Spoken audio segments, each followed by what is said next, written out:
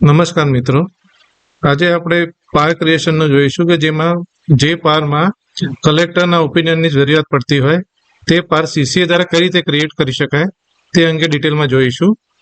સૌથી પહેલા પાર ક્રિએટ કરવા માટે સીસીએની ટેબમાં જવાનું હોય છે. એમાં બે સ્ક્રીન છે, મેન્યુઅલ પાર ક્રિએશન અને પાર ક્રિએશન બાય પોસ્ટિંગ હિસ્ટ્રી. આ બંને સ્ક્રીનથી પાર ક્રિએટ કરી શકાય છે. આપણે આજે પાર ક્રિએશન બાય પોસ્ટિંગ હિસ્ટ્રીમાંથી એક એક્ઝામ્પલ લઈને પાર ક્રિએટ કરીને કલેક્ટરના અકાઉન્ટમાં કઈ રીતે જાય છે અને કલેક્ટર દ્વારા એની ડિટેલ કઈ રીતે ભરવામાં આવે છે તે ડિટેલમાં જોઈશું. સૌથી પહેલા પાર ક્રિએશન બાય પોસ્ટિંગ હિસ્ટ્રીમાં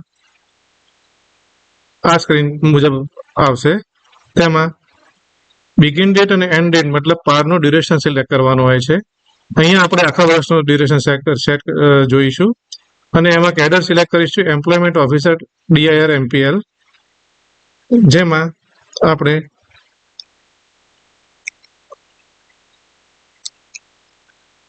કેવી કુમાર જેઠવાના પાર ક્રિએટ કરીને જોઈશું. સીસીએ આટલી ડિટેલ સિલેક્ટ કરીને સબમિટ બટન પર ક્લિક કરશે, જેથી કરીને મેસેજ આવશે રેકોર્ડ ઇન્સર્ટેડ સક્સેસફુલી અને નીચે પ્રોગ્રેસિંગ પાર એવું આવશે, જેમાં પાર ક્રિએશનની પ્રોગ્રેસ ચાલુ છે. 1-2 સેકન્ડ પછી ઉપરથી રિફ્રેશ કરતા અહીંયા જોઈ શકાય છે કે પારનો ટુકડો ક્રિએટ થઈ ગયો છે અને રિઝલ્ટ સક્સેસ છે. હવે કલેક્ટરના ઓપિનિયન માટે જેમ આપણે રિપોર્ટિંગ ઓફિસર ચેન્જ કરવા હોય તો એડિશનલ સીસીએ એડ કરવા હોય તો એના માટે આપણે એડિટ બટનમાં જતા હતા. તે જ રીતે અહીંયા જે પેન્સિલનું બટન છે એના પર ક્લિક કરવાનું છે, જેથી કરીને પાર એડિટ મોડમાં જતો રહેશે. જેમાં બધી ડિટેલ આવશે, start date, end date, employ details. હવે કલેક્ટરના ઓપિનિયન માટે અહીંયા એક ચેકબોક્સ મૂકેલું છે, કલેક્ટર ઓપિનિયન. એના પર ક્લિક કરતા નીચે બધા ડિસ્ટ્રિક્ટ કલેક્ટરનું લિસ્ટ ખુલશે, એમના પોઝિશન કોડ અને HRPN સાથે, જેમાં જે તે ડિસ્ટ્રિક્ટના કલેક્ટરશ્રીનું સિલેક્ટ કરવા માટે સર્ચ પણ માણી શકાશે. અહીંયા આપણે ફોર એક્ઝામ્પલ વડોદરાનું લઈએ છીએ, તો વડોદરા કલેક્ટરશ્રીનું સિલેક્ટ કરતા એમનું ડેઝિગ્નેશન, નામ અને એ બધી ડિટેલ્સ આવી જશે. હવે જો સીસી અને બીજી કોઈ ઇન્ફોર્મેશન અહીંયા ચેન્જ ના કરવી હોય, રિપોર્ટિંગ ઓફિસર, રિવ્યુઇંગ ઓફિસર અને એડિશનલ સીસીએની, તો નીચે અહીંયા ડેટા વેરીફાઈનું બટન હોય છે, જે સિલેક્ટ કરવું બહુ જરૂરી છે, તો જ ઉપરના ચેન્જીસ ઇફેક્ટ થશે. તો આ એક સીસીએને ધ્યાનમાં રાખવાની બાબત છે કે અહીંયા ડેટા વેરીફાઈ નામનું ચેકબોક્સ આપેલું છે, તે સિલેક્ટ કરવાનું છે અને પછી સીસીએ સબમિટ કરશે તો એક મેસેજ આવે છે ડેટા વેરીફાઈ એન્ડ સક્સેસફુલી, અને આ પાર હવે કલેક્ટરશ્રીના અકાઉન્ટમાં જશે. ત્યાર પહેલા સેલ્ફ એપ્રેઝલમાં જશે, જેમાં એમ્પ્લોય પોતાનું સેલ્ફ એપ્રેઝલ ભરશે અને ત્યારબાદ ત્યાં સબમિટ કરતા કલેક્ટરશ્રીના અકાઉન્ટમાં તેમના ઓપિનિયન માટે જશે. હવે સીસીએ અહીંયા ચેકબોક્સ પર સિલેક્ટ કરશે અને સેન્ડ પાર બટન દબાવશે, તો આ પાર જે એમ્પ્લોયના પાર છે એના અકાઉન્ટમાં જતા રહેશે ફોર સેલ્ફ એપ્રેઝલ. તો હવે આપણે સેલ્ફ એપ્રેઝલ ભરીએ.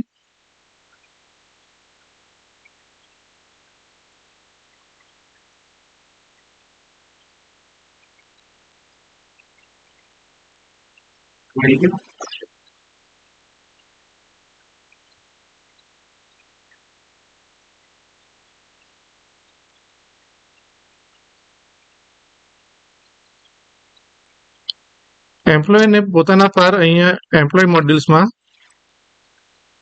પાર જે ટેબ છે એમાં દેખાશે. જેમ કે અહીંયા આ ફર્સ્ટ જે રેકોર્ડ છે એ હમણાં આપણે જે પાર ક્રિએટ કર્યા તે દર્શાવે છે.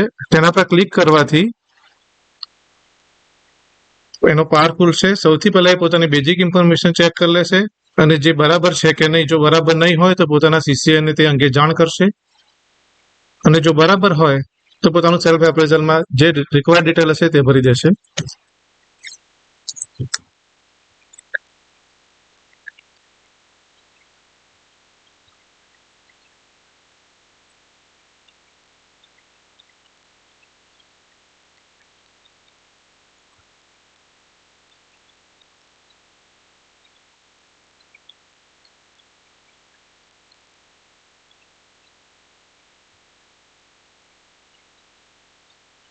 બધી રિક્વાયર્ડ ડિટેલ ભર્યા પછી અહીંયા સબમિટ બટન પર ક્લિક કરશે,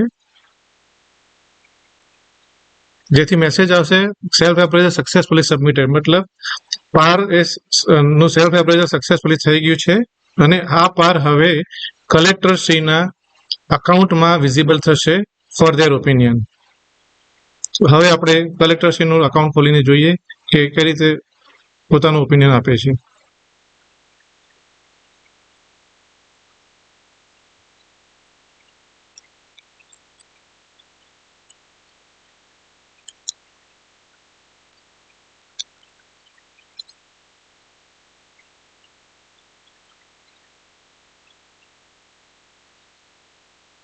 કલેક્ટરશ્રીને પોતાનું ઓપિનિયન આપવા માટે પાર ડોક્યુમેન્ટ મેનેજર મોડ્યુલમાં પાર ડોક્યુમેન્ટમાં જવાનું છે કે જેમાં બીજા બધા ટેબ છે પારના reporting officer document, reviewing officer document, decision CC.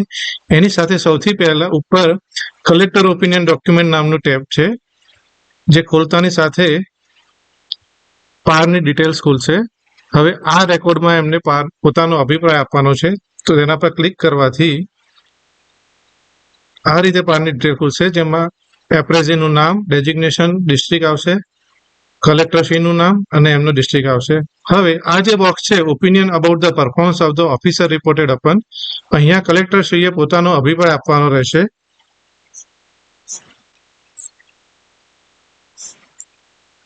જેની 200 શબ્દોની મર્યાદામાં પોતાનો અભિપ્રાય આપવાનો રહેશે.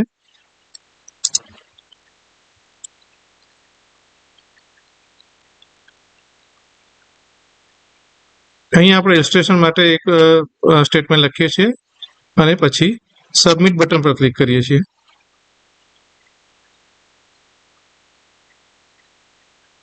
તો આ પાર કલેક્ટરશ્રીના અભિપ્રાય સાથે હવે રિપોર્ટિંગ ઓફિસરના અકાઉન્ટમાં જતો રહ્યો છે ફર્ધર પ્રોસેસ માટે.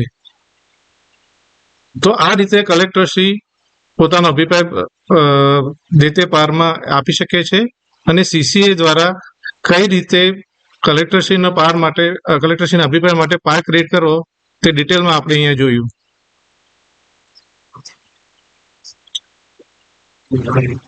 હવે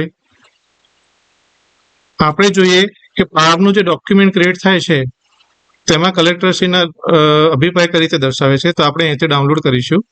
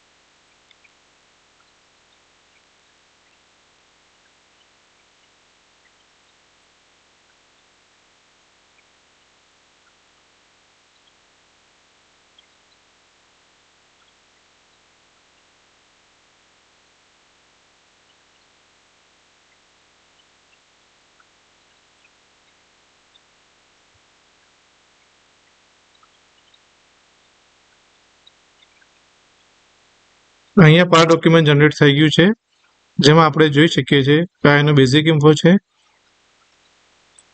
અને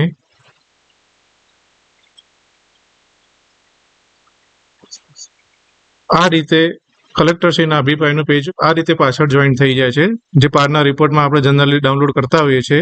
એમાં સૌથી પૂરી પ્રોસેસ ખતમ થઈ ગયા પછી સૌથી લાસ્ટમાં આ પેજ તમને વિઝિબલ થશે કલેક્ટરશ્રીના અભિપ્રાયનું, જેમાં પીરિયડ આવશે. આપણે જે આગળ જોઈએ એ બધી ડિટેલ અહીંયા આવી જશે અને જે તારીખે સબમિટ થયું હોય એ તારીખ પણ અહીંયા શો કરે છે. Thank you.